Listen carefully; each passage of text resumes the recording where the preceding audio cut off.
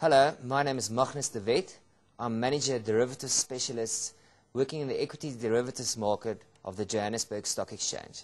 It is my pleasure to do the introduction to single stock futures, part one of a two-part podcast on single stock futures. To start off, we will first do the theoretical definition of a single stock future. A single stock future is an agreement between two parties to buy a share on a specific date in the future at a pre-agreed price. So very simply, you today sign a contract, a legal agreement, that already says at what price you will buy or sell a share in the future. Now that sounds quite complicated, but it's actually very simple. In reality, all it is, it's a loan agreement. It's a loan agreement where a financial institution borrows you the money to buy a share today. For example, a share is trading at 100 Rand.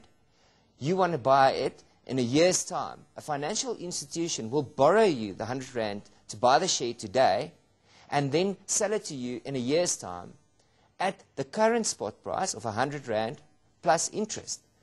If the financial institution is charging a 10% per annum interest, the futures price would therefore be then 100 Rand plus 10% interest would give you 110 Rand. And that would be the futures price.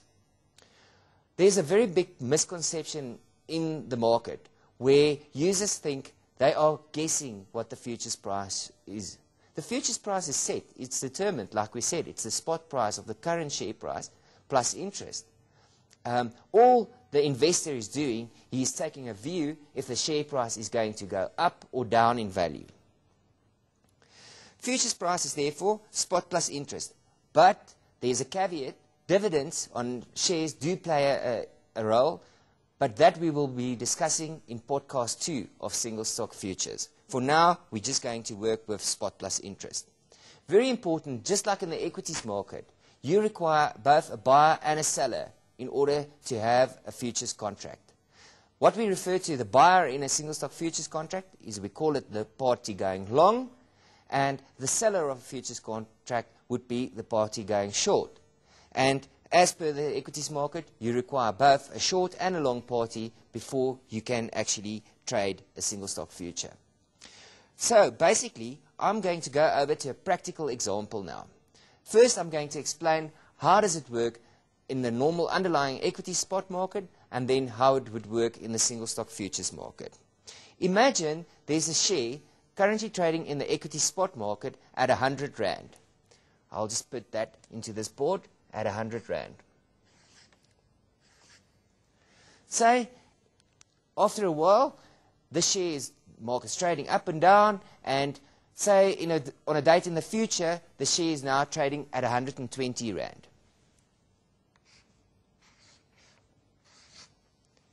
If you were buying the normal share, you would have paid on day one, you would have gone into the market, you would have paid 100 Rand, taken 100 Rand out of your pocket, you would have paid 100 Rand to the seller, and whenever in the future, if you sell this contract, you would sell it for 120 Rand, and voila, you would have made a profit of 20 Rand. Now, obviously, in the single stock futures market, this works differently. On day one, you don't have to physically take 100 Rand out of your pocket. All you need to do is you need to sign this legal agreement. So there's no money that actually flows on day one out of your pocket. You only have to sign this agreement. But the price you agreed is, like we said previously, with the current spot price plus interest. So the futures price that we would lock in the market would be 110 Rand. Same as with the spot market. If at the end of this period in the future, the spot market ends up at a price of 120, you having the right, because you signed this legal agreement, you've got the right to actually sell the share, buy the share for 110. Now, at the end of this agreement, you've got the right to buy a share trading at 120 Rand for 110 Rand. That would mean an immediate 10 Rand profit for you in the futures market. Okay. Now, you can see what's happened here is, in the normal equities market, you've made a 20 Rand profit. In the futures market, you've only made a 10 Rand profit. The difference, however, between the two markets is, in the equity spot market, you physically had to take 100 Rand out of your pocket. In the futures market, you didn't have to. You only agreed on a piece of paper. Now, you can imagine that this share price could have moved very drastically. This could have moved from 110 to 150. It could have moved to 200, or it could have dropped to 50 Rand. So what we do in the futures market is we, on a daily basis, take whatever the price movement is for the day. So if we go and imagine this was over a 5-day period, and this was day 1, and this was day 5, and there was obviously 3 days in between. If you think about it, what would have happened is there would have been a different price on a daily basis. So for example, let's say on day 2, the price went from 110 to 112 Rand. On day 3, it fell from 112 Rand to 105 Rand. On day 4, what would have happened is, it moved up to 115 Rand. And on day 5, it went to 120 Rand. Now, if you take these daily movements, and instead of waiting until the end of the contract before you pay the difference between what you agreed and what it's selling for, if you on a daily basis go and say, okay, the difference between 110 and 112 is 2. The difference between 112 and 105 is 7. Minus 7. 105 to 115 is plus 10. And from 115 to 120 is plus 5. If you go and you add up these daily movements on a daily basis, what would have happened is you would have had a 2 minus 7 would have given you a minus 5, plus a 10 would have given you a plus 5, plus a 5 would have given you a 10. So your economic effect by taking the difference on a daily basis would have been exactly the same as the agreed 10 on the beginning. So in order to limit risk, and what we do on a daily basis is we don't wait until the end of the contract. We on a daily basis take what we call variation margin. And variation margin simply does is it says for the long holder, if the price goes up from 110 to 112, that moves in the favor of the long holder. The guy that's got the right to buy something for 110, now this share is trading at 112, therefore he's got the right. He would therefore make a plus 2. The next day, 112 to 105 was a minus 7. So now it moved against him. He's now got to pay 112 Rand for something that's only worth 105. So that moved against him, therefore a minus 7. Plus 10 in this scenario, and plus 5 on that day. Like I said, that would add up to a profit of plus 10 for the long holder. For the short holder on the other side, it is what we call a zero-sum game. For every winner, there's a loser. So if the long holder made 2 Rand, he made 2 Rand, and where did he get it from? He got it from the short holder.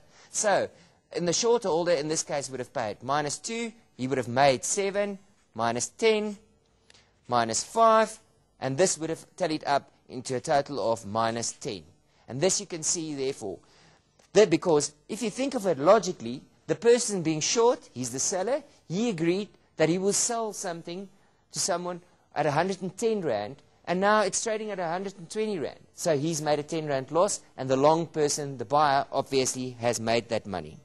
Now, that quickly explains initial margin.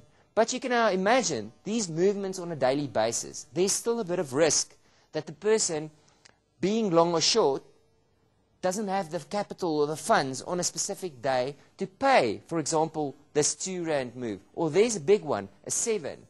Yeah, a 10. If that person can't pay, this system falls. So what we do from a JSE point of view and how we guarantee trades on our SAFEX market, we charge what we call an initial margin. So initial margin, what we do is we go back in history and we look at the price movements of a share over 750 days.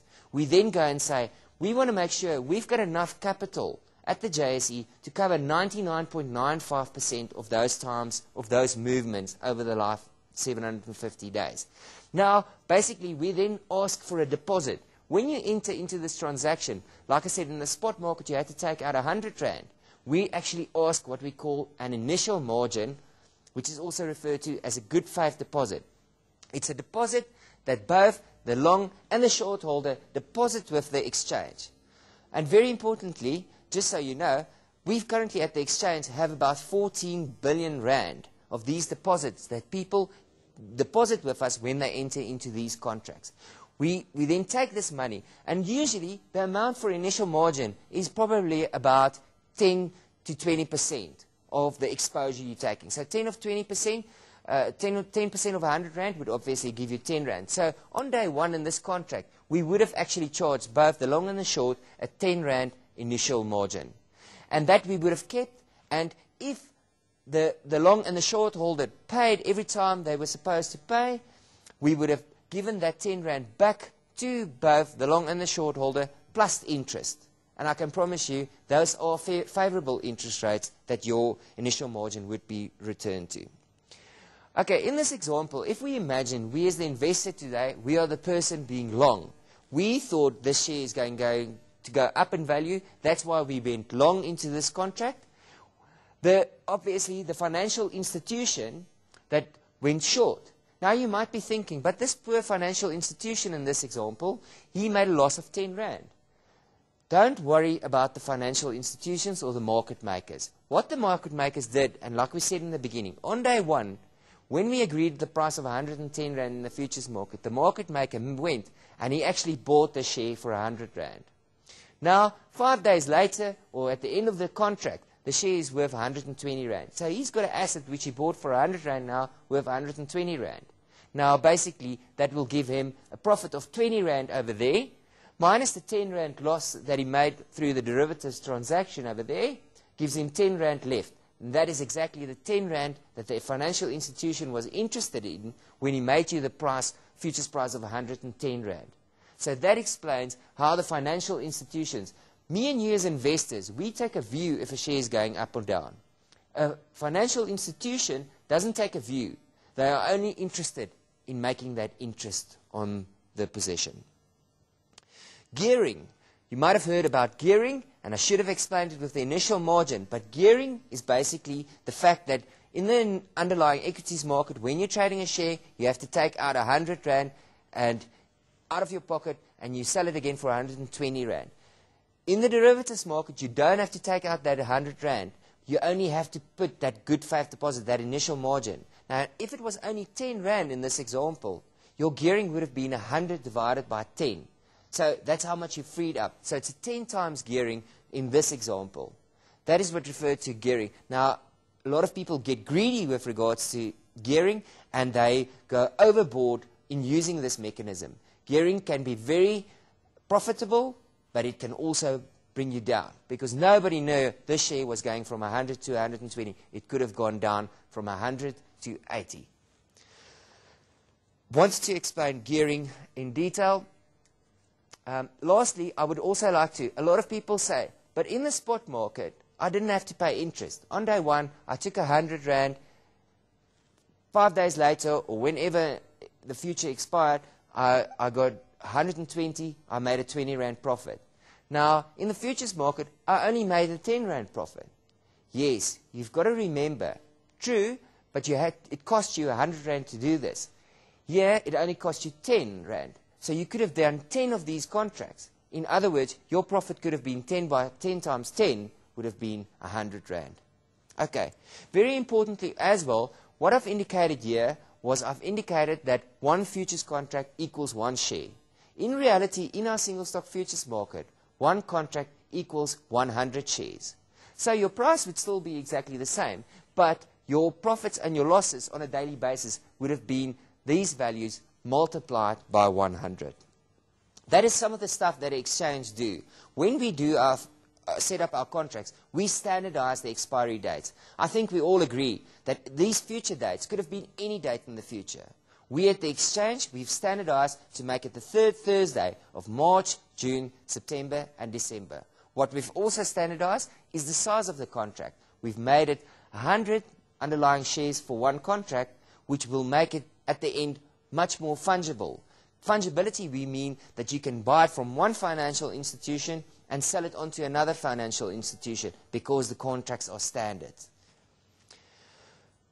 In the slides that we will be showing now, we take this exact examples and we include detail for initial margin, variation margin, and we show the total cash flows for both a share price going up from 100 to 120, and we also, the next slide, we also show a share that's going down from 100 to 80, so you get the exact effect. Because in this example, we assumed you were the long party. In some of those examples, you'll see what will happen if you were the short party. Going down from 110 to 80, you would have lost 30 Rand. So, again, have to warn you, these products are geared, which might mean profitability, but it might also mean you might lose everything you own. So be careful and don't get greedy when trading these contracts. A lot of you might now say, but this looks very similar to CFDs. Now, CFDs, or contracts for difference, is not a JSE product. We trade single stock futures. Single stock futures is a JSE product. It's regulated by the JSE and it's regulated by the FSB. CFDs are not a JSE product. It's therefore not regulated by the JSE or the FSB. What the difference is between CFDs and single stock futures is that a single stock future is a very clean product as well. On day one, you saw exactly what was the cost between where the share is trading and what the futures price is. You immediately saw your interest portion you're paying is 110 Rand. On a CFD, these costs are hidden. It doesn't have any expiry date. We could do this because we knew what was the expiry date in the future. So we could calculate per annum, 10% per annum would have given you a 10 Rand interest rate. On a CFD, you wouldn't know what the interest rate is, and therefore, on a daily basis, just get charged interest rates. So the cost of a CFD is hidden, and over and above that, also, the principal amount is agreed up front. In this example, the principal amount was agreed at 100 Rand. The difference between a single stock future and a CFD is when CFDs go up, if the share price goes up to 120 Rand, you don't pay interest on 100 Rand anymore, like on the single stock futures. You would now pay interest on 120 Rand. So single stock futures are also regulated by the JSE and FSB. CFDs are not regulated by the JSE or FSB. It is not a JSE product. Single stock futures are also guaranteed by SAFCOM, the clearing house in South Africa. The SAFCOM gets its guarantees from 7 major financial institutions, which places their balance sheets on this guarantee and ensure that derivatives transactions on the SAFEX market clears through them. We've touched on it before, fungibility. A single stock future is fungible. You can buy from one financial institution and sell it on to another financial institution. These are standardized contracts. CFDs are not. You can't go and buy a CFD from one CFD provider and sell it on to another CFD provider. Single stock futures is also what we call free market. The JSE creates a central order book where buyers and sellers get together and place their orders. CFDs is what we call captive market, where you can only see the bids and offers from your CFD provider. This brings me to the end of the introduction to single stock futures. I hope you've enjoyed this presentation and you're as excited about single stock futures as we are. Please don't hesitate to contact us at derivativestrading@jse.co.za or visit our website at www.jse.co.za/SSF should you have any more queries. Hope to see you in the market soon. Bye-bye.